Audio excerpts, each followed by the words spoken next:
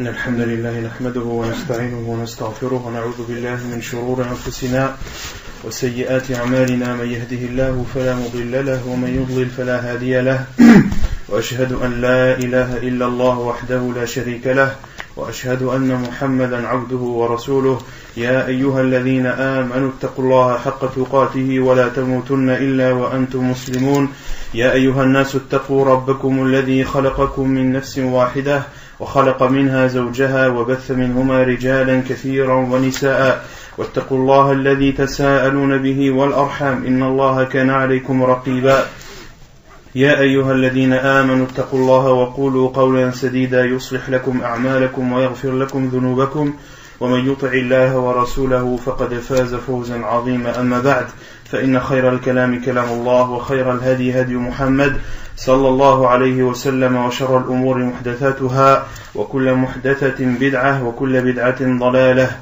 وكل ضلالة في النار أما بعد. Tout d'abord je m'excuse pour le contretemps. Quant à la semaine dernière, toujours dans le chapitre des rites funéraires du livre Al-Wajiz fi fiqh sunnati wal kitab al-aziz.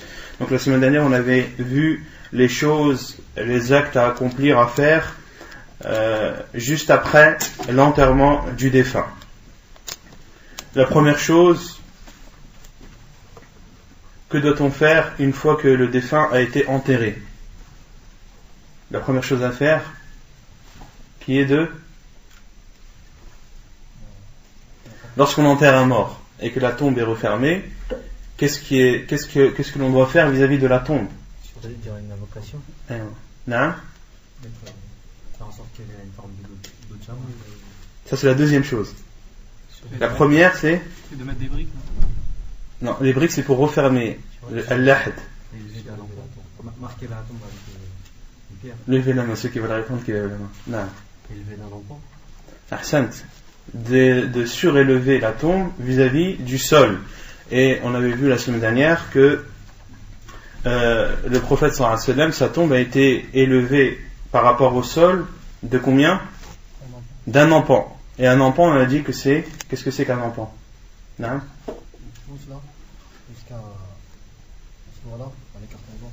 Donc c'est la distance entre le pouce et le bout du pouce.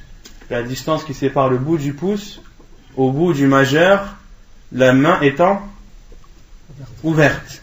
Donc la main étant ouverte, l'empan c'est entre le bout du pouce et le bout du majeur. Donc ça c'est si la tombe doit être surélevée par rapport au sol d'une hauteur au maximum d'un empan. Et pourquoi est-ce que la tombe doit être surélevée par rapport au sol? Non? Pour qu'elle soit reconnue et que les gens sachent qu'à cet endroit il y a un mort qui est enterré. Donc ça c'est la première chose à faire. La deuxième qui est, à part Bachir, la deuxième qui est, tu l'as dit Nordji. La tombe elle est en forme de bosse de... Naam. An yuj'al al-qabru musannama. On a dit qu'il faut que la tombe aussi, que le milieu de la tombe soit surélevé par rapport aux extrémités, que ce soit une forme de dodane. Car ainsi était la tombe du prophète sallallahu alayhi wa sallam, comme le rapporte Sufyan at-Timar. Et la troisième chose à faire, qui est mettre une pierre ou plusieurs pierres ou des choses semblables aux pierres afin de reconnaître la tombe, car le prophète sallallahu alayhi wa sallam a fait ainsi lorsque Uthman ibn Mad'un radiyallahu anhu est décédé, le frère de l'âge du prophète sallallahu alayhi wa sallam. Le prophète sallallahu alayhi wa sallam a demandé que l'on pose une pierre sur sa tombe. La pierre était trop grosse, le prophète sallallahu alayhi wa sallam l'a prise lui-même, a retroussé ses manches et a pris la pierre et l'a posée sur la tombe de Uthman ibn Mad'un, et le prophète sallallahu alayhi wa sallam a dit ata'allamu biha qabra akhi. Ainsi je reconnaîtrai la tombe de mon frère, wa adfunu ilayhi aw ilayha man mata min ahli, et j'enterrerai à proximité de sa tombe ceux qui mourront par la suite de ma famille. Non. Et pour ceux qui mettent par exemple une grande comme une planche, une forme de pierre, ils écrivent le nom de la personne. On va en parler de ça, Inch'Allah. On va en parler. Ensuite, donc ça c'est la troisième chose. La quatrième chose à faire, qui est non. أحسنت الدعاء للميت بالتثبيت, de faire des invocations en faveur du défunt pour qu'Allah subhanahu wa ta'ala lui pardonne ses péchés et qu'il raffermisse ses pas, surtout lors de l'interrogatoire auquel il aura à faire dans sa tombe. Car le prophète sallallahu alayhi wa sallam, une fois qu'il a enterré un mort, a dit Ud'u li akhikum fa innahu al-ana yus'al. Faites des invocations, invoquez en faveur de votre frère, car maintenant il est questionné. Car au moment où je vous parle, il est questionné par les anges. Et on a dit qu'il était autorisé de s'asseoir à proximité de la tombe afin d'exhorter les gens sur la mort et les étapes qui suivent la mort, comme l'a fait le prophète sallallahu alayhi wa sallam, le long hadith que l'on a lu la semaine dernière, le hadith de Al-Bara ibn Azib. Le hadith de Al-Bara ibn Azib, qui est un long hadith où le prophète sallallahu alayhi wa sallam, lorsqu'un homme de l'Ansar, un habitant de Médine est décédé et qu'il s'apprêtait à l'enterrer, au moment où au niveau de la tombe n'était pas encore creusée. La tombe n'était pas encore creusée. Le prophète sallallahu alayhi wa sallam a profité de l'occasion, s'est assis à proximité de la tombe, et ses compagnons radiyallahu anhum se sont assis autour de lui, et le prophète sallallahu alayhi wa sallam leur a fait une exhortation sur la mort, sur les étapes qui viennent après la mort, comment l'âme monte au ciel, etc., et a donné les explications lorsque la personne est vertueuse et musulmane et pieuse, et lorsqu'elle est non musulmane. Le prophète sallallahu alayhi wa sallam a expliqué ou a cité dans les détails tout ce qui se passe dans la tombe et la montée de l'âme aux portes des cieux, etc., etc. Et les savants disent que celui qui veut exhorter les gens doit le faire avant l'enterrement, car le prophète sallallahu alayhi wa sallam a exhorté ses compagnons avant que ce compagnon radiyallahu anhu ne soit enterré. En attendant que sa tombe soit creusée, le prophète sallallahu alayhi wa sallam a exhorté ses compagnons. Mais une fois le mort enterré et la tombe refermée, il n'y a plus qu'à faire des invocations en sa faveur, puis de s'en aller. De faire l'invocation tout le monde en même temps. Le prophète sallallahu alayhi wa sallam a dit Ud'u li akhikum. Le prophète sallallahu alayhi wa sallam a dit invoquez en faveur de votre frère, c'est-à-dire que chacun d'entre vous fasse des invocations pour votre frère, et en aucun cas de faire une invocation ensemble. Cela ne fait pas partie de la sunna du prophète sallallahu alayhi wa sallam. يقول المؤلف التعزية. Donc l'auteur parle maintenant du chapitre des condoléances. والتعزية المعنى اللغوي هو التقوية. Et les condoléances, at-ta'ziya en arabe, signifie at-taqwiyah, signifie le renforcement, c'est-à-dire le fait de renforcer la famille et les proches de la personne qui est décédée, de leur dire des paroles qui les consolent, et qui les renforcent dans leur malheur. Et quant à la ta'ziya, la condoléance, il n'y a pas de limite en temps, car certains pensent que tu dois faire les condoléances durant les 3 jours qui suivent le décès de la personne. Cela est faux. Il y a une différence entre le deuil et les condoléances. Le deuil d'une femme envers son mari lorsque son mari décède est de 4 mois et 10 jours. Et le deuil d'une famille envers l'un de ses proches, une mère envers son fils, etc., le deuil est de 3 jours. Quant aux condoléances, tu les fais lorsque tu vois le proche du défunt. Même si tu le vois 2 ans après, tu lui fais at-ta'ziya. Il n'y a pas de limite dans cela, comme le dit Cheikh Nasiruddin al-Albani rahimahullah. يقول المؤلف وتشرع تعزية أهل الميت بما يظن أن يسليهم أو أن يسليهم ويكف من حزنهم ويحملهم على الرضا والصبر مما يثبت عنه صلى الله عليه وسلم إن كان يعلمه ويستحضره وإلا فبما تيسر له من الكلام الحسن الذي يحقق الغرض ولا يخالف الشرع. Donc l'auteur dit, il est légiféré de faire les condoléances aux proches du mort en utilisant des formules qu'il pense qu'elle réconfortera et consolera cette famille et permettra de faire diminuer leur peine et leur tristesse et les pousser à accepter le destin d'Allah subhanahu wa ta'ala et à patienter dans leur malheur. S'il le peut, qu'ils disent les formules rapportées dans la sunna du prophète sallallahu alayhi wa sallam, s'il les connaît et s'il s'en rappelle, sinon qu'ils disent n'importe quelle autre formule qu'il pense, des formules qu'il pense que lorsqu'il les dira aux proches du défunt, cela leur sera bénéfique. Cela leur sera bénéfique. Bien sûr, en s'abstenant de dire des choses qui vont à l'encontre de la religion. ولا يخالف الشرع. وعن أسامة ابن زيد قال: كنا عند النبي صلى الله عليه وسلم فأرسلت إلى إحدى بناته تدعوه وتخبره أن صبيا لها أو ابنا لها في الموت، فقال رسول الله صلى الله عليه وسلم: ارجع إليها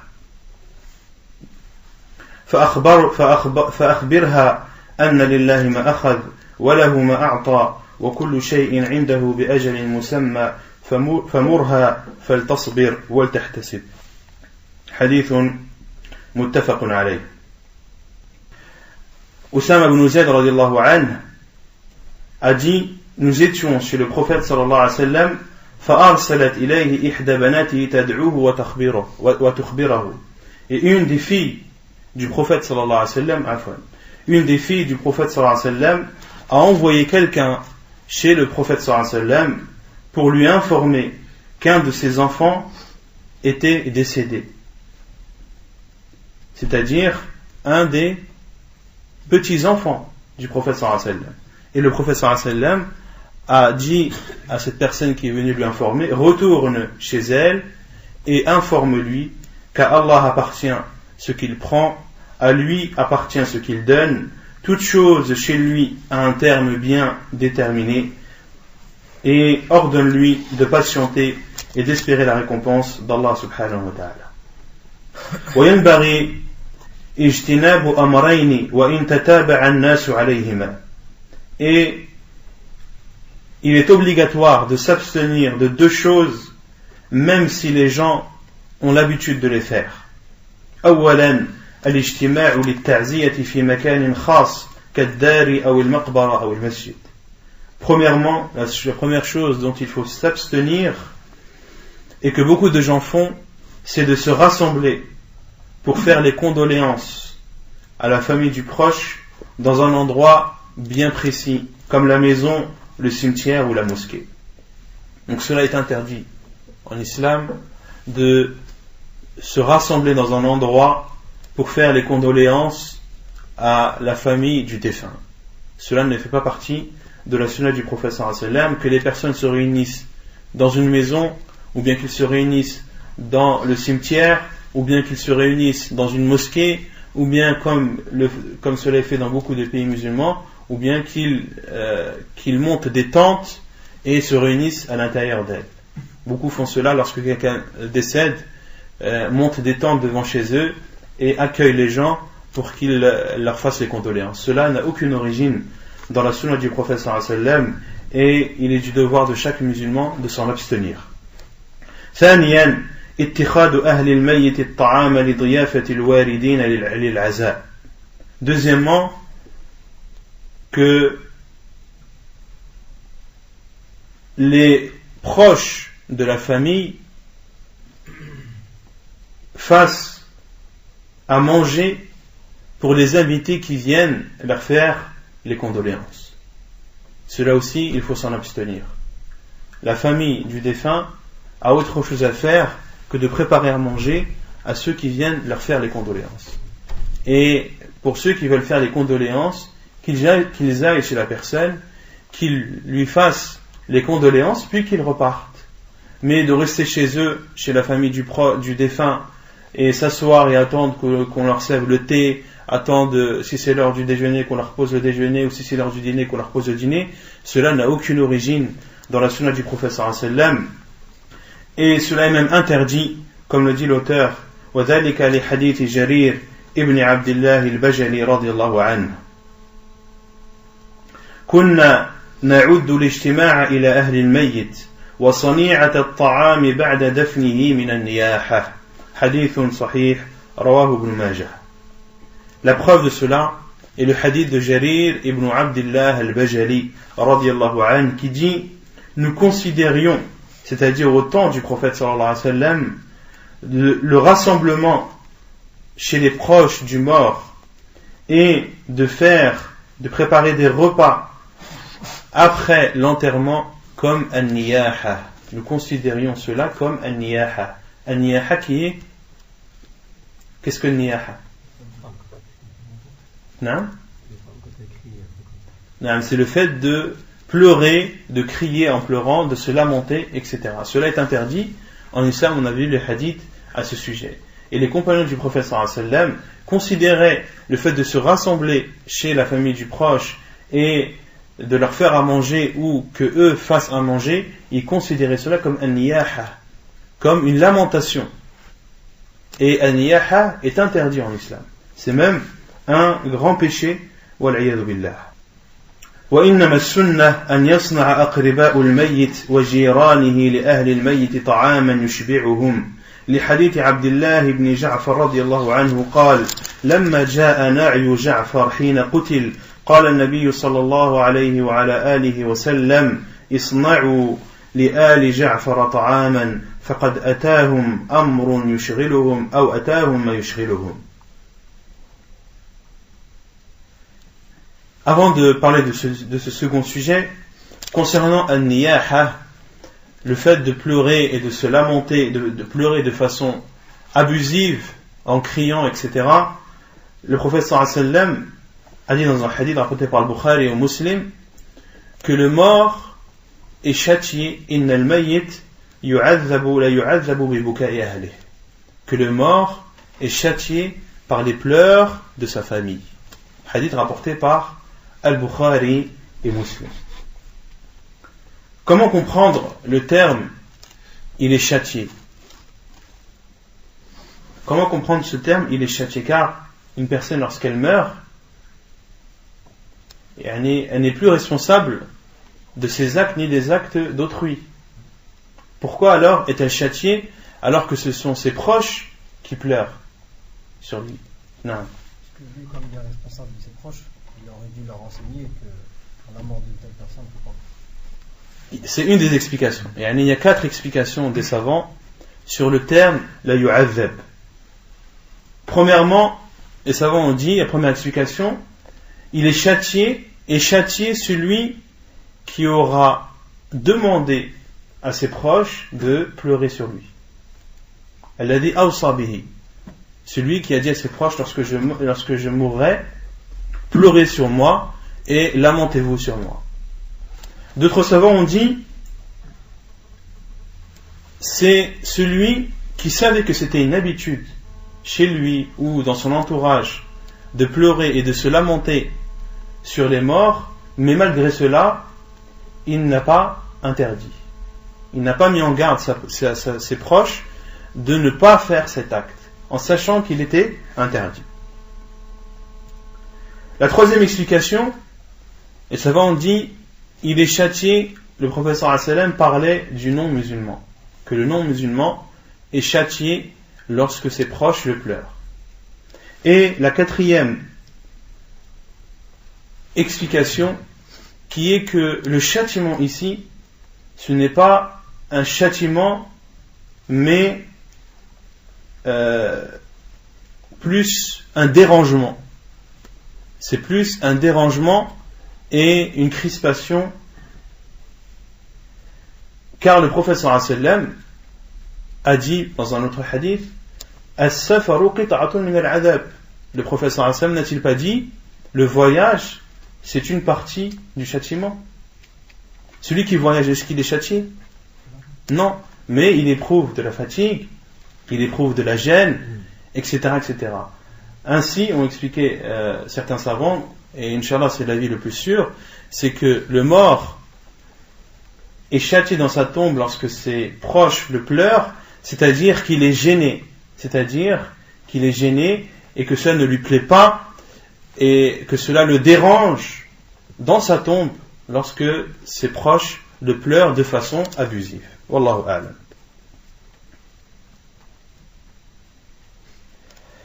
طيب. ويقول المؤلف, puis l'auteur a dit que la sunna c'est de faire à manger pour les proches du défunt. Pour les proches du défunt, de leur préparer un repas qui leur suffit, qui suffit à les rassasier. La preuve est le hadith d'Abdullah ibn Ja'far radiyallahu anhu qui dit: lorsque la mort de Ja'far radiyallahu anhu est parvenue après qu'il ait été tué, le prophète sallallahu alayhi wa sallam a dit: préparez à la famille de Ja'far un repas, car il leur est arrivé une chose qui va les préoccuper, car un événement qui vient d'avoir lieu va les préoccuper.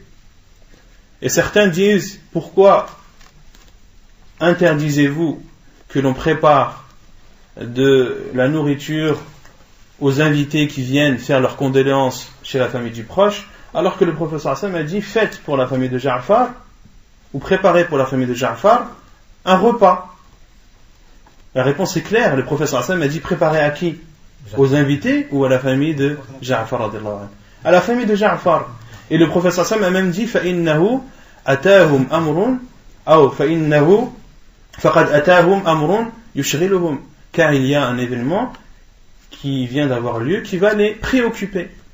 Et certains savants ont même dit que ceux qui ne sont pas préoccupés par la mort d'un de leurs proches, qu'il n'y a plus de nécessité de leur préparer à manger. Car certaines personnes, lorsqu'un proche décède, ils sont plus contents qu'autre chose. Ça peut arriver. Si une personne, un proche de ta famille qui te faisait du mal, qui t'offensait, etc., et qui peut-être, Allah n'était pas musulman, etc., c'est plus pour toi un délivrement et une libération. Sa mort est plus un délivrement et une libération qu'une peine et une tristesse. D'accord? Donc certains savants ont même dit que si la famille du défunt, la mort de ce proche ne les atteint pas de façon excessive, ou la mort ne les empêche pas de préparer le repas à eux-mêmes, alors il n'y a plus de nécessité de leur préparer des repas. Mais en aucun cas, il ne faut préparer le repas aux invités. Cela n'est pas autorisé en islam. Certains disent: mais comment faire lorsque certains viennent de loin? Il faut bien leur donner à manger. Alhamdulillah, les restaurants, c'est pas ce qui manque. Qu'ils aillent au restaurant et qu'ils aillent manger et se rassasier tranquillement, sans déranger la famille du défunt. Wallahu a'lam. Non. Mais si ça devient une fitna, en fait, parce que chez nous, c'est quelque chose qui se fait obligatoirement. Si on ne le fait pas, on est mal vu. Si on ne le fait pas, ça devient une grosse fitna. Tout dépend du terme fitna. Après, il faut voir al-masalih wal-mafasid. Il faut voir le bien et le mal, il faut poser le pour et le contre. Mais en général, si toi tu fais partie de la famille du défunt, les gens te respectent. Les gens te respectent, et c'est une occasion pour toi de montrer au grand jour la sunna du prophète sallallahu alayhi wa sallam. Toi qui es le proche du défunt, tu as le droit de dire aux gens: vous ne restez pas chez moi. Vous venez faire les condoléances, vous venez faire les condoléances aux autres membres de ma famille, il n'y a pas de problème. La porte est ouverte, mais elle est ouverte dans les deux sens, pour entrer comme pour sortir. D'accord? Ici c'est chez moi, c'est moi qui, c'est mon lieu, c'est là où je réside, c'est moi qui décide de ce qui se passe dans ma maison. Si les autres décident de ce qui se passe chez toi, qu'est-ce que tu peux décider d'autre? D'accord? Donc il faut profiter justement de cette occasion, et les gens, laisse-les parler. S'ils parlent, disent: regarde, un tel nous a même pas laissé nous asseoir, boire le thé et manger du couscous ou un tagine. Les gens ne pourront pas t'en vouloir de refuser cela. Par contre, si tu ne fais pas partie des membres de la famille et que le fait que tu parles peut créer une fitna, etc., dans ce cas-là, il faut appeler un savant, lui expliquer la situation et prendre en considération sa réponse. Wallahu a'lam.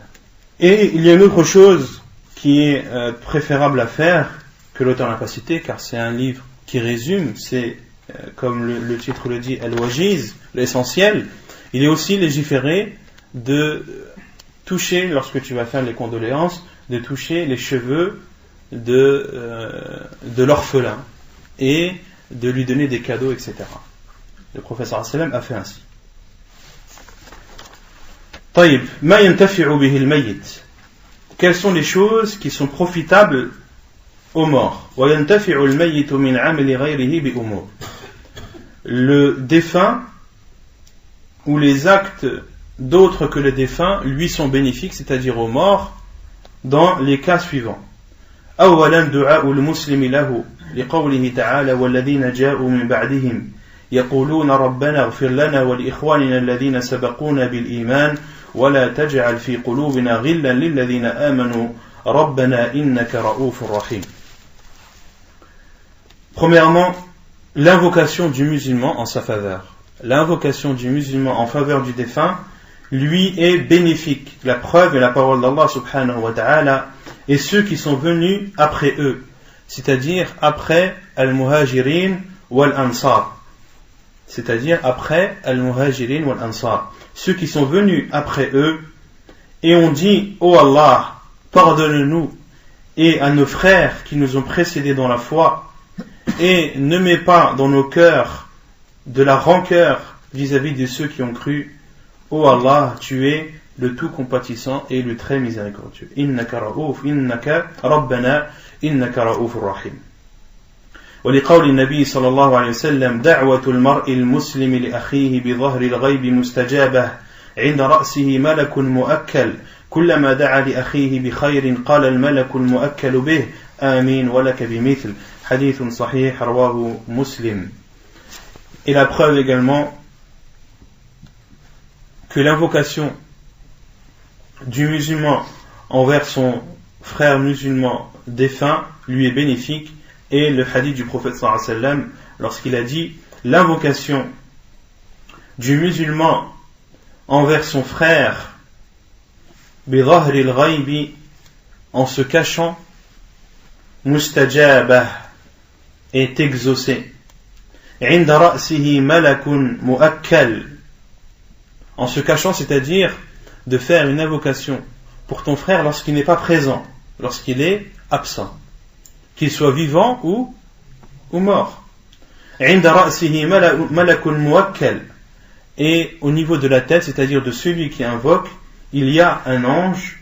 À chaque fois qu'il fait une invocation en bien, le prophète sallallahu alayhi wa sallam a bien dit kullama da'a li akhihi bi khayr, lorsqu'il fait une invocation en faveur de son frère, une invocation de bien, cet ange dit Amin wa laka bimith. L'ange dit Amin et tu auras la même chose. Amin et tu auras la même chose. C'est-à-dire, si ton frère est absent et tu dis oh Allah, fais-le entrer au paradis, eh bien un ange qui est au niveau de ta tête te dit Amin et tu auras la même chose. Hadith authentique rapporté par Muslim dans son Sahih. ثانيا قضاء الدين عنه من أي شخص لما سبق من قضاء أبي قتادة الدينارين عن ميت. La deuxième chose, c'est de rembourser les dettes, quelle que soit la personne qui rembourse. La preuve est le hadith que l'on avait cité les cours derniers, le hadith de Abi Qatada, lorsqu'un des compagnons du prophète sallallahu alayhi wa sallam est décédé. Le prophète sallallahu alayhi wa sallam lui a demandé a-t-il une dette? Ils ont dit oui, ou envoyé d'Allah, il a 2 dinars. Et le prophète sallallahu alayhi wa sallam, qu'est-ce qu'il a fait? Il s'est reculé. Et Abu Qatada radiyallahu anhu a dit huma alayya ya Rasulallah, ils sont pour moi, ô envoyé d'Allah, c'est-à-dire je prends l'engagement de rembourser ces 2 dinars pour cet homme. Et le prophète sallallahu alayhi wa sallam a accepté cette proposition de Abi Qatada radiyallahu anhu et a prié sur cet homme.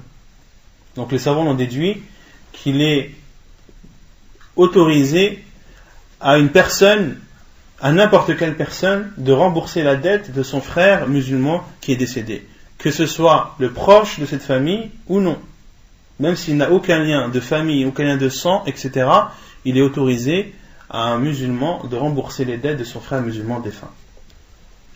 ثالثا قضاء النذر عنه صوما كان أو غيره لحديث سعد بن عبادة أنه استفتى رسول الله صلى الله عليه وسلم إن أمي ماتت عليها نذر فقال اقضه عنها حديث متفق عليه. La troisième chose, c'est de rattraper ou de faire un vœu qu'aurait fait ce défunt, que ce soit un vœu de jeûner ou autre. Si un mort a fait un vœu, si un musulman qui est décédé avait fait un vœu durant son vivant de jeûner ou autre chose, s'il a fait un vœu, si Allah subhanahu wa ta'ala me donne telle ou telle chose, alors je jeûnerai un mois. Et Allah subhanahu wa ta'ala lui a donné cette chose, mais il n'a pas pu ou il n'a pas jeûné ce mois-là. On doit rattraper, et les proches de sa famille doivent rattraper ce jeûne.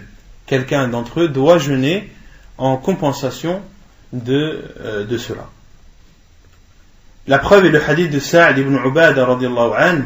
Il a demandé au prophète sallallahu alayhi wa sallam, il lui a dit: ô envoyé d'Allah, ma mère est décédée et en ayant fait un vœu.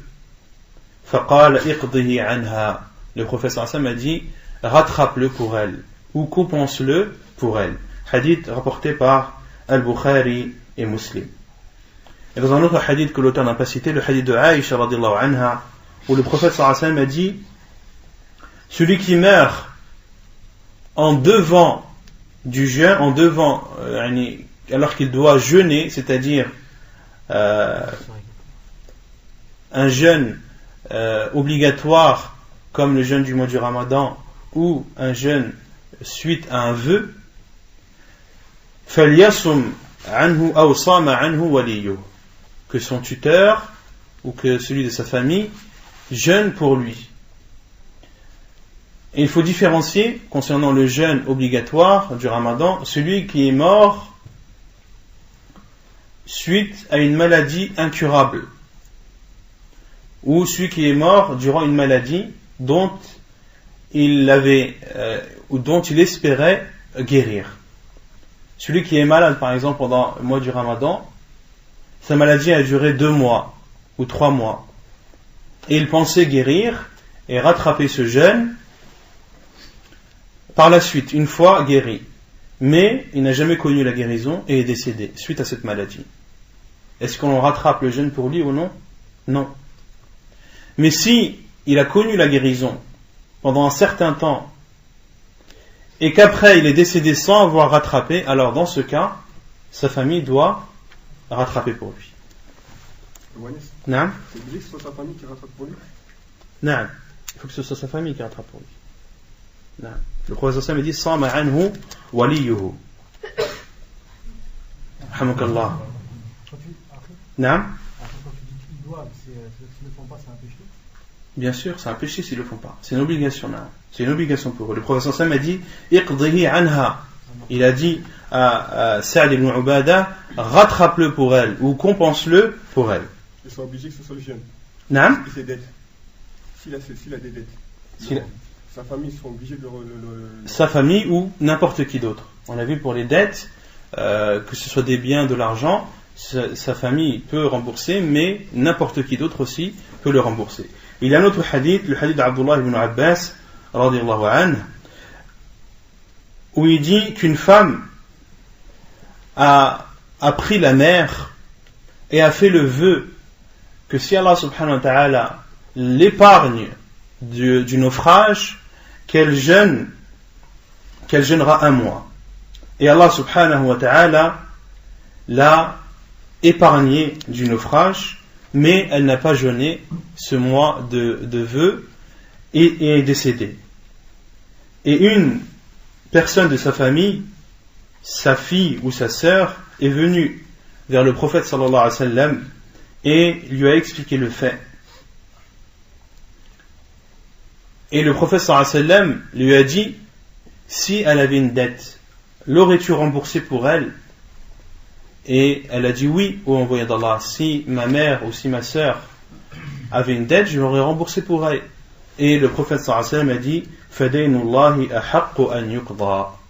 Et le prophète sallallahu alayhi wa sallam a dit, et la dette vis-à-vis d'Allah mérite plus d'être remboursée. Faqdi an ummik. Rattrape ou compense cela de ta mère.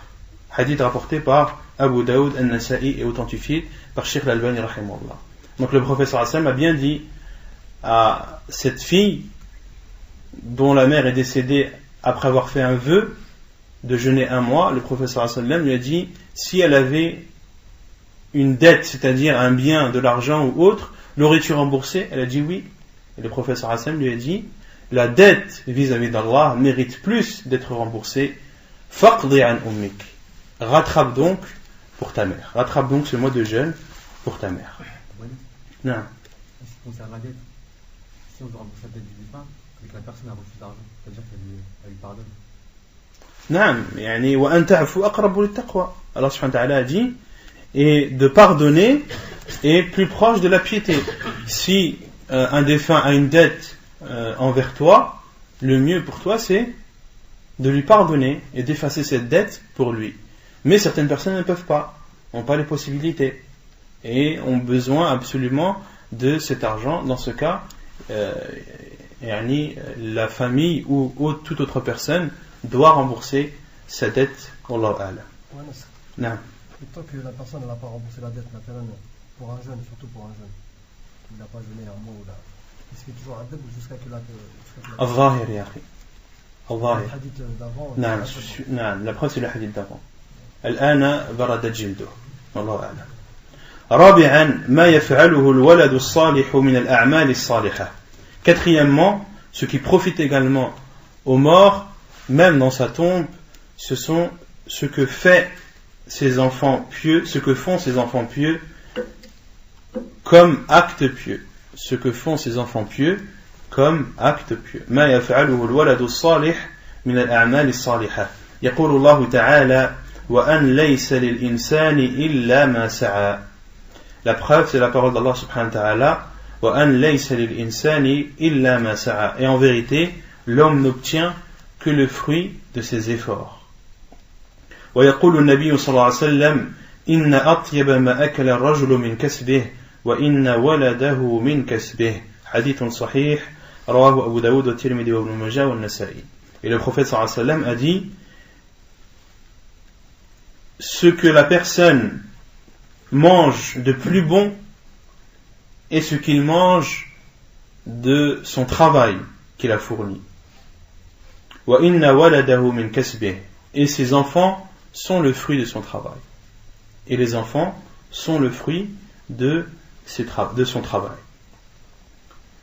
Et les enfants ici, وَإِنَّ وَلَدَهُ هَذَا يَشْمَلْ. Le terme walad englobe les filles ou les garçons seulement, ou les deux. Les deux. Al-walad, il ne faut pas le comprendre uniquement le fils. Non, le fils comme la fille. D'où l'importance de bien éduquer ses enfants.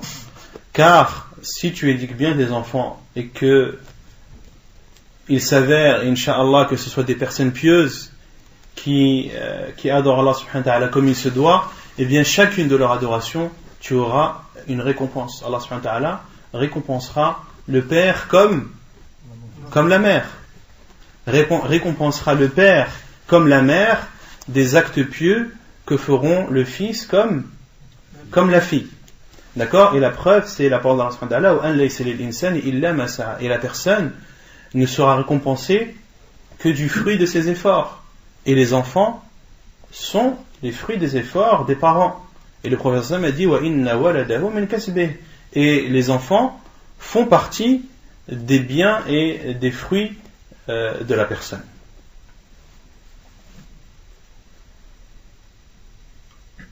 خامسا ما خلفه من آثار صالحة وصدقات جارية. Cinquièmement, la cinquième chose qui profite aux morts même dans sa tombe, c'est ce qu'il leur a laissé comme trace, comme bonne trace, et comme aumône continuelle. Comme aumône continuelle. Ce qu'il leur a laissé comme trace pieuse ou vertueuse, comme par exemple, s'il a été la cause de la conversion de quelqu'un. Si tu as été la cause de la conversion de quelqu'un à l'islam, en mourant, tu auras laissé une trace vertueuse. Tu auras laissé sur terre une preuve de ta piété, etc., etc. Et tu en seras récompensé, insha'Allah ta'ala. Wa sadaqatin jariyah, et des aumônes continuelles.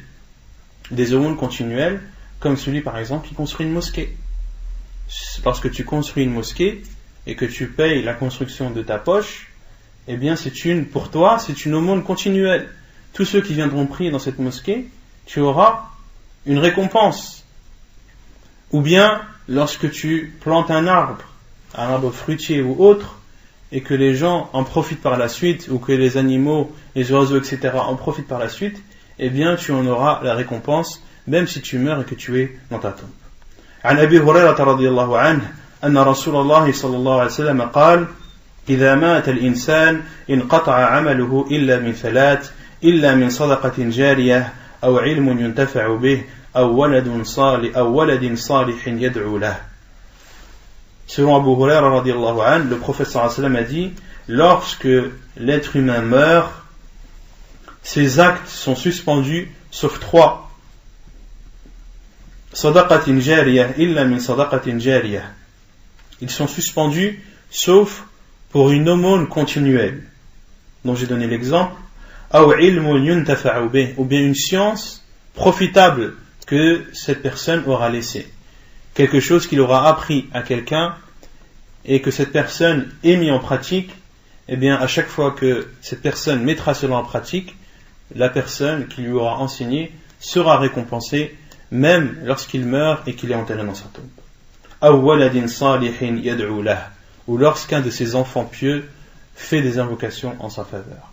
D'où l'importance encore de bien prendre en considération l'importance de l'éducation des enfants.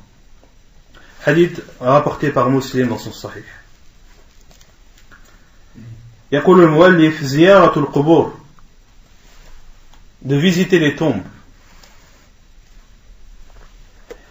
Et de visiter les tombes est légiféré en islam bis sunnati wal ijma'. Et cela, la preuve que cela est légiféré est présente dans la sunna, mais c'est aussi l'unanimité des savants, comme le rapporte l'imam al-Nawawi rahimahullah. وتشرع زيارة القبور للاتعاظ وتذكرة الآخرة شريطة أن لا يقول عندها ما يغضب الرب سبحانه وتعالى كدعاء المقبور والاستغاثة به من دون الله تعالى ونحو ذلك.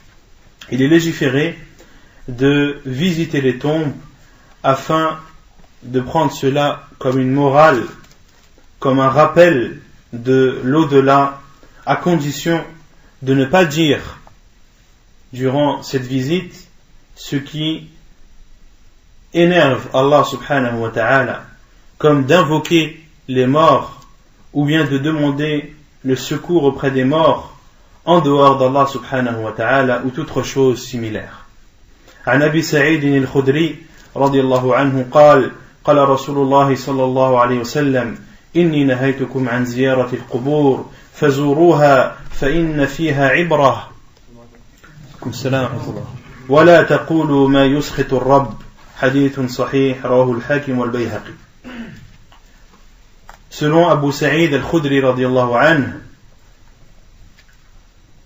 le prophète sallallahu alayhi wa sallam a dit: je vous avais interdit de visiter les tombes, maintenant visitez-les, car ce sont un rappel, ou car c'est un rappel. ولا تقولوا ما يسخط الرب, et ne dites pas ce qui énerve Allah subhanahu wa ta'ala. Hadith authentique rapporté par Al-Hakim et Al-Bayhaqi. Donc de visiter les tombes, lorsqu'une personne visite les tombes, elle doit les visiter pour se rappeler l'au-delà, et pour se voir et prendre en considération que un jour tu seras à la place de cet homme qui, il y a quelques jours ou il y a quelques mois, était avec toi, mangeait avec toi, rigolait avec toi, parlait avec toi, mais du jour au lendemain s'est retrouvé sous terre. Donc le but de visiter les tombes, c'est de se remémorer l'au-delà, comme l'a dit le prophète sallallahu فإنها ترق القلب وتدمع العين ترق القلب وتدمع العين, comme l'a dit le prophète sallallahu dans un autre hadith, car elle adoucit, le fait de visiter les tombes adoucit les cœurs et fait pleurer les yeux, وتذكر الآخرة, et fait rappeler l'au-delà, car tu vois de tes propres yeux la tombe de ton frère que tu connaissais, etc., etc. Tu le vois de tes propres yeux, tu vois ta destination, là où toute personne, la destination que toute personne devra faire ou devra suivre, sans aucun doute, cela fait un rappel à la personne et augmente sa foi sans aucun doute. Ouais. Non. La femme a le droit de visiter la tombe. On va en parler, Inch'Allah. Et le prophète sallallahu alayhi wa sallam, dans le hadith de Abu Sa'id al-Khudri radiyallahu anhu, a dit: je vous avais interdit de visiter les tombes. Le prophète sallallahu alayhi wa sallam, au début de l'islam, avait interdit à ses compagnons radiyallahu anhum de visiter les tombes, car ils venaient de se convertir à l'islam et leur foi était encore fragile. Et le prophète sallallahu alayhi wa sallam leur a interdit de visiter les tombes de peur que leur cœur ne soit attaché aux morts, ou de peur qu'ils ne soient amenés à invoquer les morts ou à leur demander le secours, etc., etc. Mais une fois que la foi s'est ancrée dans leur cœur et qu'ils aient connu la différence entre al-shirk et al-tawhid, une fois qu'ils aient connu la gravité d'associer Allah subhanahu wa ta'ala et l'importance de n'adorer qu'Allah subhanahu wa ta'ala lui et seul, quelle que soit la forme d'adoration, à ce moment le prophète sallallahu alayhi wa sallam a autorisé à ses compagnons radhiyallahu anhum de visiter les tombes et les a même fortement conseillé de le faire, car cela leur rappellera l'au-delà. والنساء كالرجال في استحباب زيارة القبور لمشاركتهن لهم في العلة التي من أجلها شرعت زيارة القبر. Et les femmes comme les hommes في استحباب زيارة نعم. Et les femmes comme les hommes, il leur est demandé de visiter les tombes, car elles sont comme les hommes au niveau du rappel de l'au-delà. C'est-à-dire que lorsque les femmes visitent les tombes, cela aussi leur fera rappeler l'au-delà. Et c'est pour cela que la visite des tombes a été légiférée. ولما مر فيما يقال عند الزيارة أن عائشة رضي الله عنها سألت رسول الله صلى الله عليه وسلم ماذا تقول إذا زارت القبور فعلمها ماذا تقول ولم ينهها ولم يبين لها أن ليس للنساء زيارة. Et l'autre preuve qu'il est autorisé à la femme de visiter les tombes, c'est le hadith que l'on avait vu précédemment, lorsque le prophète sallallahu alayhi wa sallam a enseigné à Aïcha radiyallahu anha l'invocation à dire lorsque l'on visite la tombe, lorsque l'on visite le cimetière ou les tombes. Et ce hadith, c'est un long hadith. La dernière fois on avait cité qu'une partie. C'est un hadith rapporté par Muslim, le hadith de Aïcha radiyallahu anha, qui dit que le prophète sallallahu alayhi wa sallam a dormi une nuit chez elle. Et le prophète sallallahu alayhi wa sallam s'est allongé, a enlevé ses sandales, les a mis au niveau de ses pieds et s'est endormi à côté de Aïcha radiyallahu anha. Et Aïcha, le prophète sallallahu alayhi wa sallam pensait que Aïcha radiyallahu anha dormait. Et il s'est levé discrètement, s'est habillé discrètement, a mis ses sandales discrètement, a ouvert la porte discrètement et l'a refermée discrètement. Et Aïcha radhiyallahu anha ne dormait pas, elle était réveillée. Elle s'est donc habillée et est sortie suivre le prophète sallallahu alayhi wa sallam. Elle l'a suivi jusqu'à Al-Baqi'. Et elle a vu le prophète sallallahu alayhi wa sallam lever ses mains 3 fois et invoqué longuement.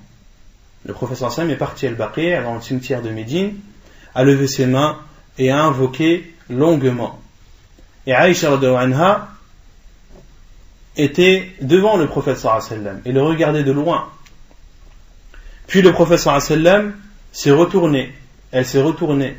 Le prophète sallallahu alayhi wa sallam a marché, elle a marché. Le prophète sallallahu alayhi wa sallam a accéléré le pas, elle a accéléré le pas. Et elle a précédé le prophète sallallahu alayhi wa sallam en rentrant chez elle. Elle est rentrée chez elle avant le prophète sallallahu alayhi wa sallam. Et une fois le prophète sallallahu alayhi wa sallam rentré, a vu Aïcha radhiyallahu anha essoufflée. Et lui a dit: qu'as-tu, ô Aïcha?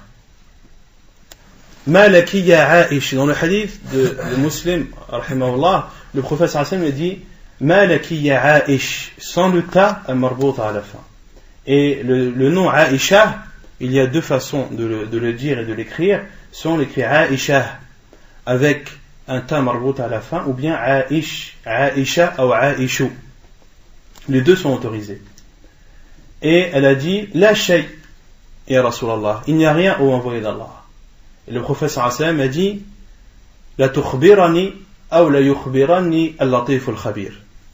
Soit je vais m'informer de ce que tu as, ou bien alors m'en informera celui qui est le doux et le tout connaisseur, qui est Allah subhanahu wa ta'ala. Et le prophète sallallahu alayhi wa sallam lui a dit: penses-tu ou croyais-tu que j'allais dormir chez une autre femme? Car c'était la nuit de Aïcha radhiyallahu anha.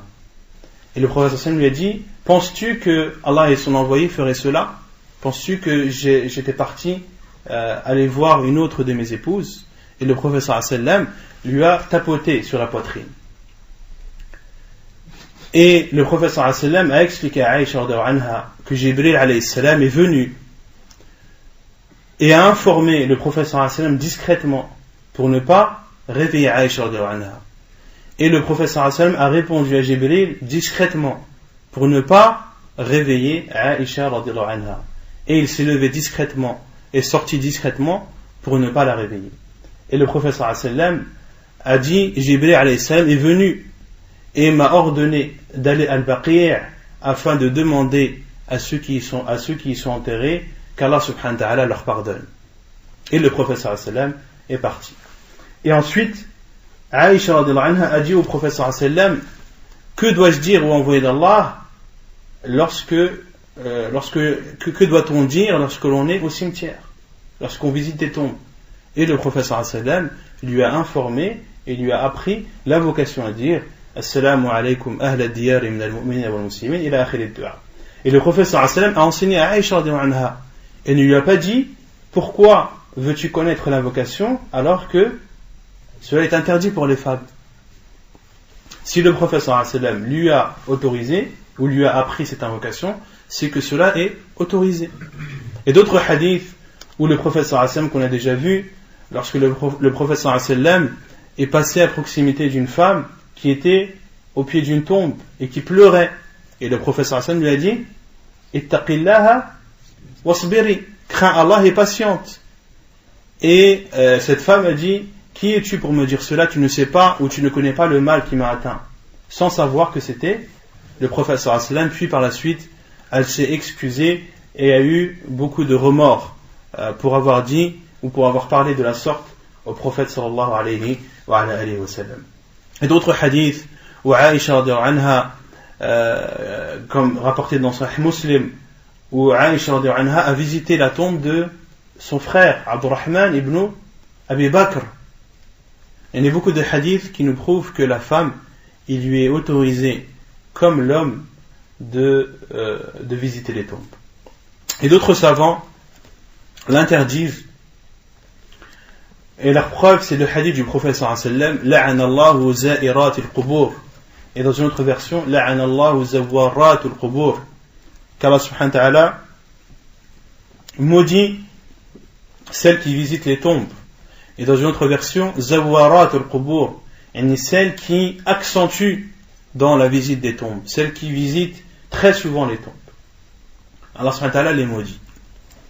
Et ils disent que le prophète sallallahu alayhi wa sallam a maudit les femmes qui a dit za'irat al-qubur, qui visitent les tombes, et dans un autre hadith, celles qui visitent beaucoup les tombes. Et ils séparent entre les deux. Ils disent, Allah subhanahu wa ta'ala maudit deux types de femmes, celles qui visitent et celles qui accentuent les visites. Et ceux qui autorisent la visite disent non. Le prophète sallallahu alayhi wa sallam a dit zawarat al-qubur, a dit celles qui accentuent la visite des tombes. C'est-à-dire qu'il est interdit à la femme de beaucoup visiter les tombes. Et qu'il faut prendre ce deuxième terme et non prendre en considération le premier. C'est-à-dire que le prophète sallallahu alayhi wa sallam a voulu dire par là celles qui accentuent les visites. Et les autres savants, comme Cheikh Ibn Taymiyyah rahimahullah, ont dit non. Et comme Cheikh Ibn Taymiyyah rahimahullah, ont dit non. On dit le prophète sallallahu alayhi wa sallam a parlé de deux types de femmes, celles qui visitent et celles qui accentuent les visites. Et ils ont répondu au hadith de Aïcha radhiyallahu anha, lorsqu'elle est partie visiter la tombe de Abdurrahman ibn Abi Bakr, son frère. Ils ont dit que c'est un ijtihad de Aïcha radhiyallahu anha et que la parole du prophète sallallahu alayhi wa sallam passe avant tout. Et ils ont expliqué le hadith où Aïcha radhiyallahu anha est partie dans le cimetière lorsqu'elle a suivi le prophète sallallahu alayhi wa sallam. Ils ont répondu que Aïcha radhiyallahu anha est partie pour suivre le prophète sallallahu alayhi wa sallam et non pas pour visiter la tombe.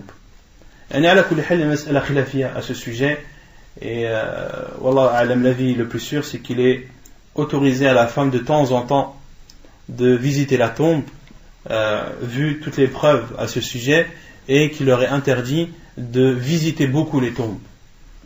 Et la cause, c'est car les femmes sont des êtres faibles et sensibles, qui peuvent très vite être pris par une folie ou pleurer de façon abusive, etc., etc. Surtout lorsqu'elles se rendent dans des cimetières qui sont souvent des endroits isolés, des endroits où elles se retrouveraient seules et où il n'y aurait personne pour les raisonner et les calmer.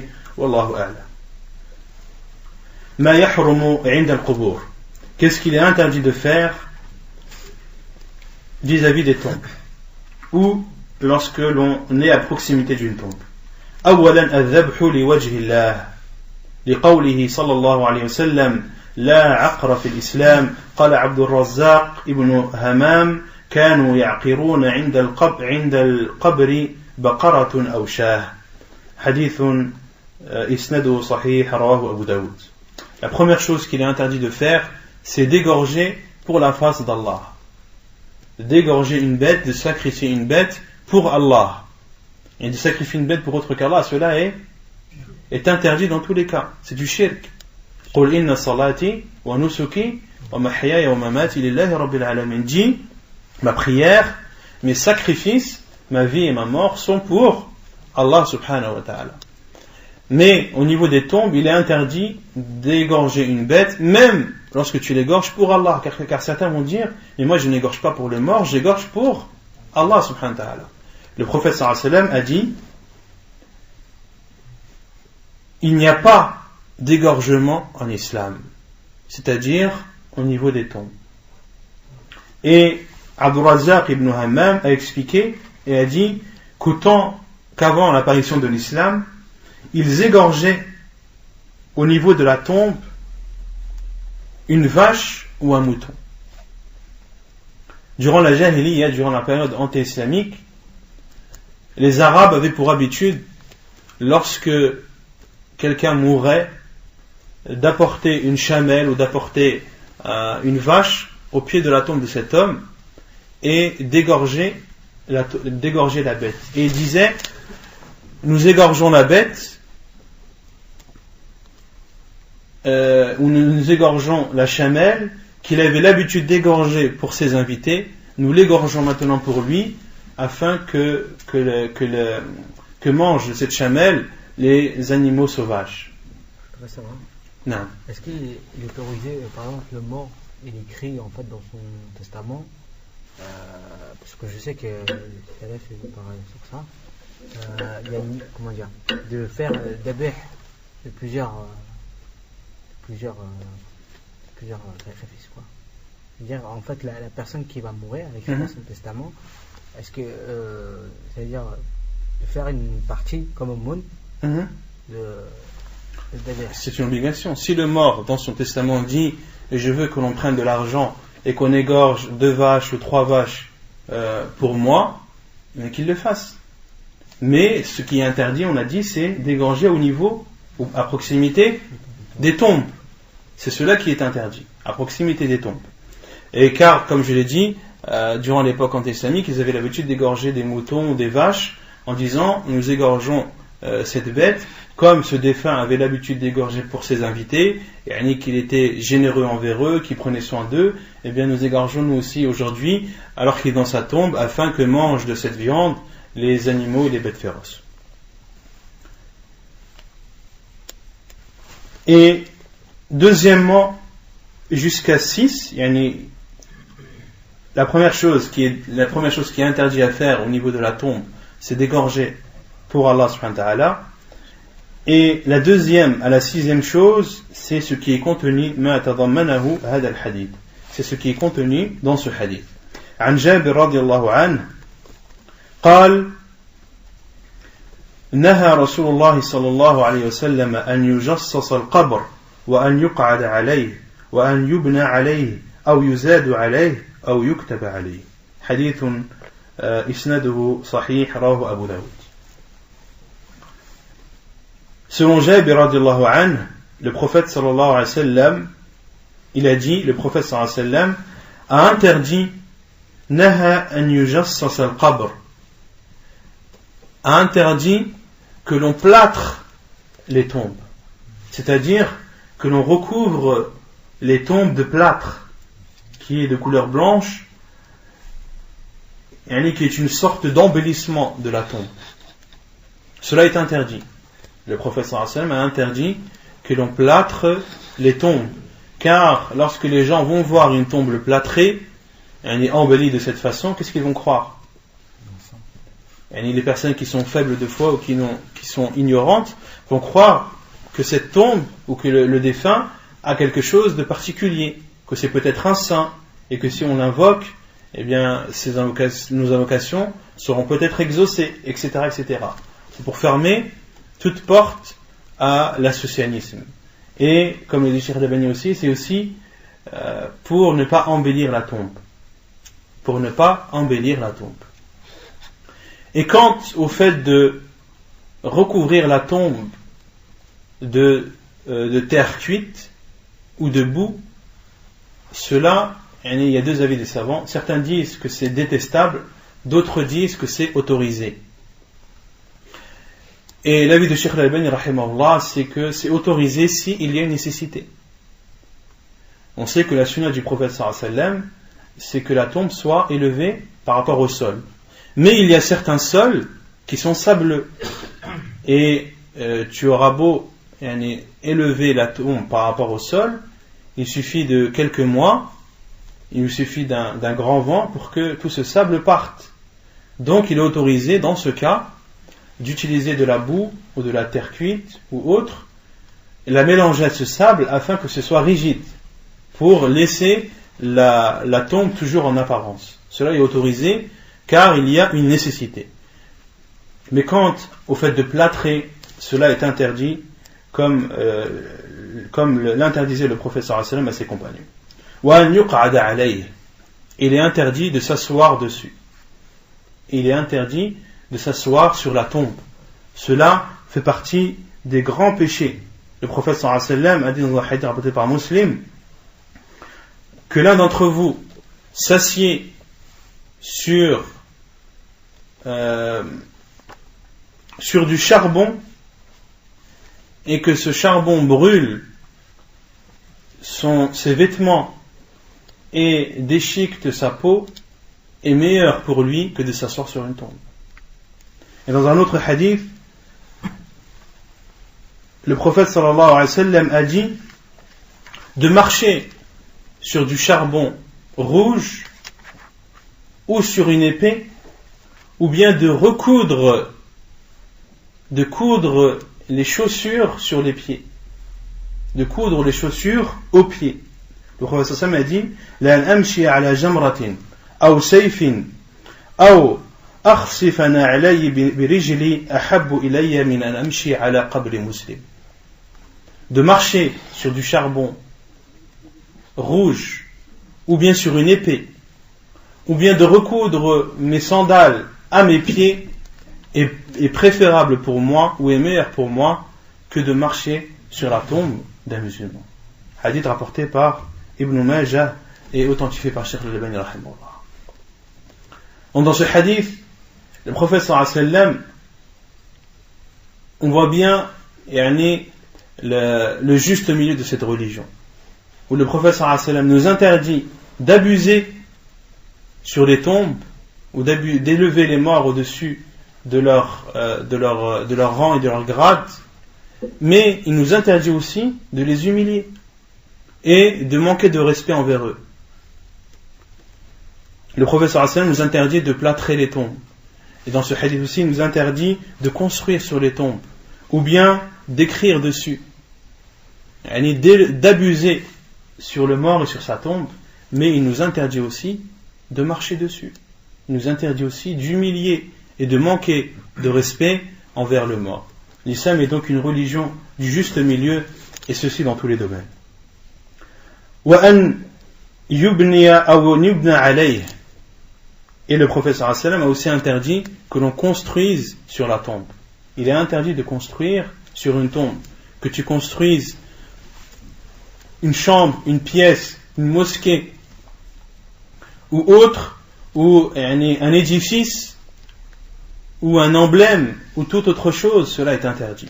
Le prophète sallallahu alayhi wa sallam a interdit que l'on construise quoi que ce soit sur la tombe. أو يزاد عليه, ou bien de l'élever au-dessus de ce qui est autorisé, qui est un enfant. أو يكتب عليه, ou bien d'écrire sur la tombe. Cela est interdit, d'écrire sur les tombes. D'écrire un tel, fils d'un tel, qui est né telle date, qui est mort telle date, qui a vécu, etc. Il est mort à tel endroit, etc. Cela est interdit en islam. En islam, on n'écrit pas sur les tombes. Sauf dans un cas. Dans un cas, lorsque ce qui est autorisé par la religion pour reconnaître une tombe n'est pas suffisant. Lorsque tu entres dans un cimetière où il y a, 5000 ou 6000 tombes, et sur chaque tombe il y a une pierre, on a dit le fait de poser les pierres sur les tombes, le but c'est de reconnaître la tombe. Dans un cimetière où il y a 5000 pierres sur 5000 tombes, va reconnaître la tombe d'un de tes proches ou autre. Si tu as la possibilité de mettre plusieurs pierres ou de positionner les pierres d'une façon bien précise qui te permet de reconnaître la tombe d'un de tes proches, alors fais. Utilise les moyens que t'autorise la religion, mais si cela n'est plus efficace, si le fait de poser des pierres, quelle que soit la position, quelle que soit la taille, n'est plus efficace et que tu ne pourras pas reconnaître la tombe de ton proche, alors dans ce cas, il est autorisé d'écrire sur la pierre, d'écrire le nom du défunt ou autre, d'écrire quelque chose qui t'aidera et te permettra de reconnaître. Mais ne pas écrire la biographie du mort, d'écrire ce qui te suffit. Et beaucoup font cette erreur lorsqu'il y a des cas de force majeure, ils disent ad-darura. Ya akhi, c'est une darura. J'ai fait ça parce que c'était un cas de force majeure. Et ad-darurat tubihu al-mahdhurat. Les cas de force majeure autorisent les choses interdites. Si tu es dans le désert et que tu as soif et que tu trouves que de l'alcool et que tu vas mourir de soif si tu ne bois pas, alors bois. Car ce cas de force majeure t'autorise à boire une chose interdite qui est l'alcool. Mais attention, le prophète sallallahu alayhi wa sallam a dit wal darura tuqaddar biqadariha. Mais le cas de force majeure, il doit être pris à juste mesure. Il doit être considéré à juste mesure, c'est-à-dire bois de cette bouteille d'alcool ce qui va te permettre de survivre et ne dépasse pas. C'est pareil pour l'écriture sur la tombe ou sur les pierres positionnées sur les tombes. Écris car le fait d'écrire sur une tombe est interdit. Mais en cas de force majeure, écris sur la tombe, mais écris ce qui te suffit et ne dépasse pas les limites qu'Allah subhanahu wa ta'ala a instaurées. C'est clair? Sabi'an as-salatu ilayha.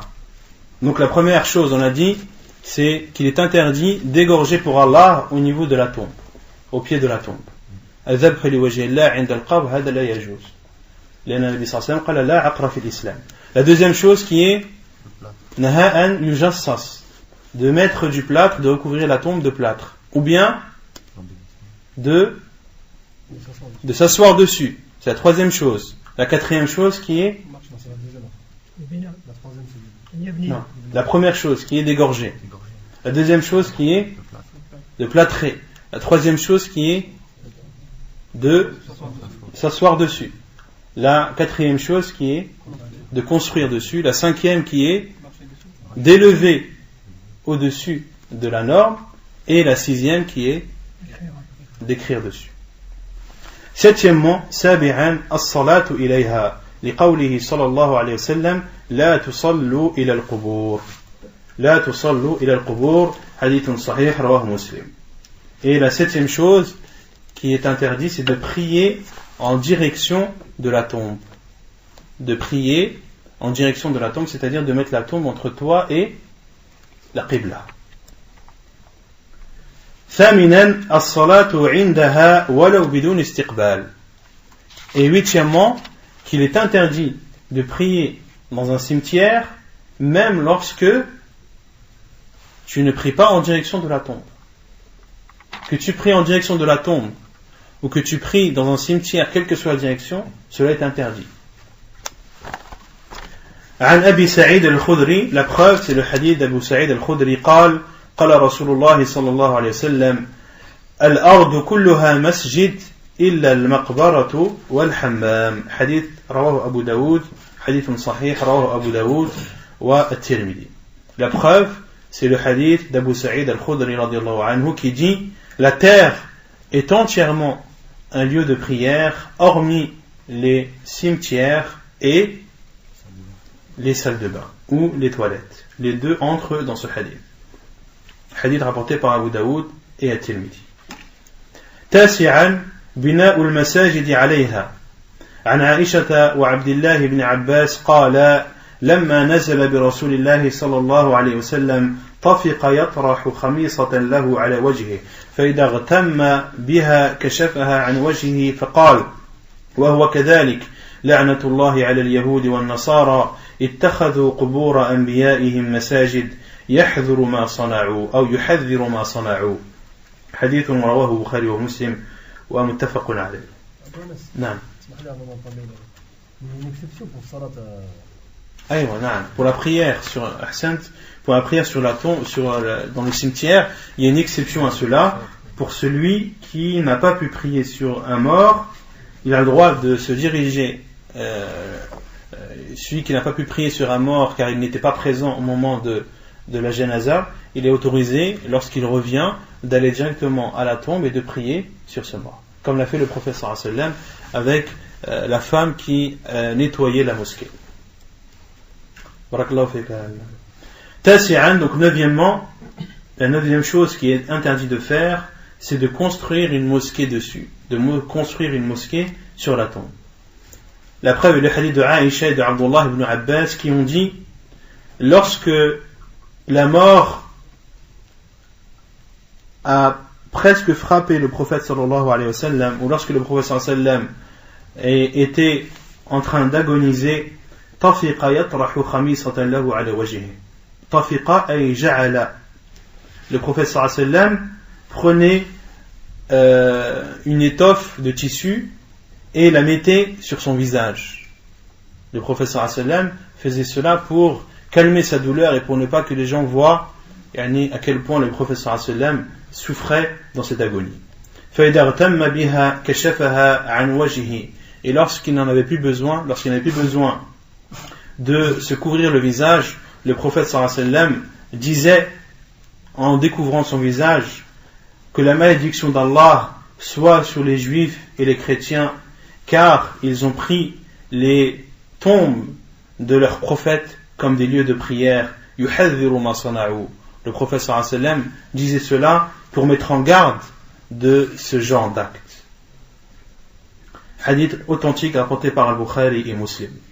وعن عائشة قالت قال رسول الله صلى الله عليه وسلم في مرضه الذي لم يقم منه لعن الله اليهود والنصارى اتخذوا قبور أنبيائهم مساجد قالت فلولا ذاك أبرز قبره غير أنه خشي أن يتخذ مسجدا.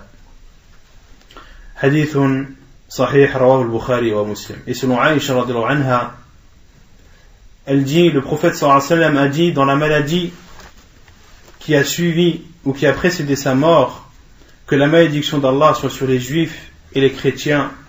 Ils ont pris les tombes de leurs envoyés, de leurs prophètes, comme lieu de prière ou comme mosquée.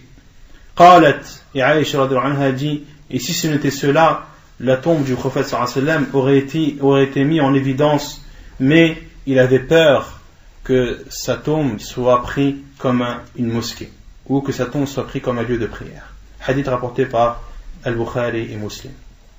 عاشرا اتخاذها عيدا وتقصد في أي وقت معينة ومواسم معروفة للتعبد عندها أو لغيرها لحديث أبي هريرة رضي الله عنه قال رسول الله صلى الله عليه وسلم لا تتخذوا قبري عيدا ولا تجعلوا بيوتكم قبورا وحيثما كنتم فصلوا علي فإن صلاتكم تبلغني. حديث صحيح رواه أبو داود. Voilà, نعم. Quand on voit le hadith que tu as cité avant, donc Aïcha, نعم. on voit la tombe du prophète actuellement, on pourrait dire qu'il y a khilaf entre le hadith et ce qu'on voit aujourd'hui. Pourquoi? Quand tu vas à Médine et que tu vois la tombe du prophète. Non, concernant la tombe du prophète sallallahu alayhi wa sallam, le prophète sallallahu alayhi wa sallam, comme on avait vu dans le cours précédent, a été enterré là où il est mort. Le prophète sallallahu alayhi wa sallam a été enterré là où il est mort, et il est mort dans son lit, dans sa maison et sur son lit. Et il a été enterré, comme l'a dit Abu Bakr radhiyallahu anhu, car le prophète sallallahu alayhi wa sallam lui a dit, lorsque un prophète meurt, il meurt dans l'endroit où il aurait aimé être enterré. Et le prophète sallallahu alayhi wa sallam a donc été enterré dans sa maison. Et à l'époque du prophète sallallahu alayhi wa sallam, sa maison était collée à la mosquée. Elle n'était pas dans l'enceinte de la mosquée. Puis avec l'infrastructure aujourd'hui actuelle, la mosquée a été élargie. Certes, c'est une erreur d'avoir élargi la mosquée du côté de la maison du prophète sallallahu alayhi wa sallam, car sa maison entre dans la mosquée. Mais ce qu'il faut bien comprendre, c'est que la maison du prophète sallallahu alayhi wa sallam est bien cernée, elle est bien délimitée, d'accord, et elle ne fait pas partie de la mosquée. Elle ne fait pas partie de la mosquée. Ala kulli hal, ce qu'il faut bien comprendre, c'est que le prophète sallallahu alayhi wa sallam est enterré dans sa maison, et sa maison a été bien délimitée, elle a bien été cernée par des grillages, par des portes, etc., etc. Si vous allez à Médine, vous allez bien voir la différence. Et la maison du prophète sallallahu alayhi wa sallam est bien délimitée et elle n'est pas considérée comme la mosquée. Donc c'est une exception à cela, et dans tous les cas la tombe du prophète sallallahu alayhi wa sallam ne fait pas partie de la mosquée. Il y a bien une différence, il a bien été enterré dans sa maison et non pas dans la mosquée. Wallahu a'lam. Ashiran ittikhaduha 'ida. Donc la 10e chose qu'il est interdit de faire, c'est de prendre la tombe ou de considérer la tombe comme un lieu de fête. Une tombe que l'on visiterait pour fêter pendant des moments bien déterminés. Et dans des événements bien connus. Pour adorer Allah subhanahu wa ta'ala à proximité de celle-ci. Donc, de considérer la tombe comme un lieu de fête, c'est-à-dire un lieu où tu te rends pendant un moment bien déterminé, pendant des événements bien déterminés, pour faire des adorations, même si c'est pour adorer Allah subhanahu wa ta'ala, cela est interdit. Ou pour toute autre chose, pour adorer Allah subhanahu wa ta'ala, ou pour toute autre chose. les hadiths Abu Huraira radiallahu anhu. La preuve est le hadith d'Abu Huraira radiallahu anhu qui a dit, le prophète sallallahu alayhi wa sallam a dit, ne prenez pas ma tombe comme un lieu de fête. وَلَا تَجْعَلُوا بُيُوتَكُمْ قُبُورًا, et ne faites pas de vos maisons des tombes. وَحَيْثُمَا كُنْتُمْ فَصَلُّوا عَلَيَّ فَإِنَّ صَلَاتَكُمْ تَبْلُغُنِي. Et où que vous soyez, priez sur moi, c'est-à-dire,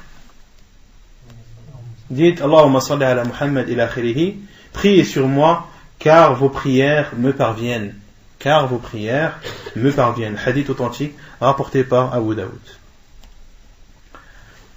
11 as-safaru ilayha. La 11e chose qu'il est interdit de faire, c'est de voyager vers une tombe, ou de voyager pour aller visiter une tombe.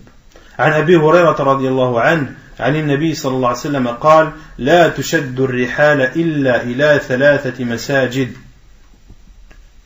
المسجد الحرام ومسجد الرسول صلى الله عليه وسلم والمسجد الأقصى حديث متفق عليه.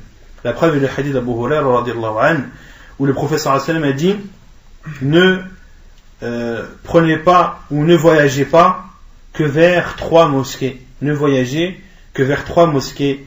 La mosquée sacrée, c'est-à-dire de la Mecque, la mosquée du prophète sallallahu alayhi wa sallam et la mosquée de Jérusalem. Donc ceux qui vont à Médine, il faut que leur attention soit de prier dans la mosquée du prophète sallallahu alayhi wa sallam. Et en aucun cas, il faut que leur intention soit d'aller visiter la tombe du prophète sallallahu alayhi wa sallam. C'est une erreur de dire et de croire ça. De dire non, moi je vais aller à Médine, Inch'Allah, pour aller visiter la tombe du prophète sallallahu alayhi wa sallam. Non, cela est interdit. Il est interdit de voyager pour aller visiter une tombe, même la tombe du prophète sallallahu alayhi wa sallam. Lorsque tu vas à Médine, va pour aller prier dans la mosquée du prophète sallallahu alayhi wa sallam, la mosquée sacrée, car chaque prière que tu feras dans cette mosquée équivaut à 1000 prières que tu auras faites dans toute autre mosquée hormis celle de la Mecque. 12 إيقاد السرج عليها لكونه بدعة لا يعرفها السلف الصالح وقد قال صلى الله عليه وسلم كل بدعة ضلالة وكل ضلالة في النار وفيه أيضا إضاعة للمال وهو منهي عنه بالنص. 12, d'allumer des bougies autour de la tombe, car cela est une innovation que ne connaissaient pas nos pieux prédécesseurs. Et le prophète sallallahu alayhi wa sallam a dit toute innovation est égarement et tout égarement est en enfer. Hadith rapporté par Al-Bukhari et Muslim selon Aïcha radiyallahu anha. وفيه أيضا إضاعة للمال وهو منهي عنه بالنص. Et c'est aussi du gaspillage d'argent, et le gaspillage est interdit en islam. لقوله صلى الله عليه وسلم إن الله كره لكم 3 قيل وقال وإضاعة المال وكثرة السؤال. حديث متفق عليه.